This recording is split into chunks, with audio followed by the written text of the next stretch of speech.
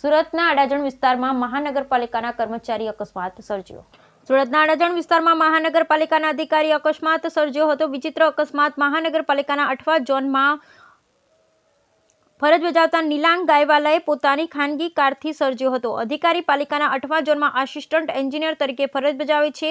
અધિકારીએ દારૂના ચક્કારમાં નશામાં સર્જ્યો હોવાનું જણાવ્યું હતું. અડાજણ વિસ્તારમાંથી પસાર થતા સમયે આ અધિકારીએ દારૂના ચિક્કાર નશામાં હતા અને અકસ્માત સર્જી દીધો. અકસ્માત એટલો વિચિત્ર હતો કે રસ્તાના સાઈડ પર ઉભેલી કારને પાછળથી ઠોકી અને કાર ડિવાઈડર તોડી રોંગ સાઈડ પર આવી ગઈ હતી.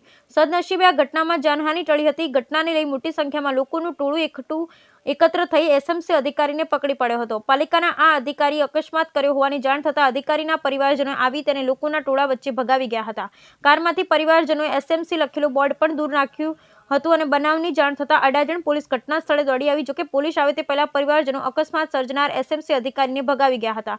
ત્યારબાદ પોલીસે આ મામલે તપાસ હાથ ધરી. હાલ તો અડાજણ પોલીસે આરોપી એવા પાલિકાના અધિકારી નિલાંગ ગાયવાલાને ઝડપી પાડ્યો છે. Bureau report Sunil Ganjewala, Surat.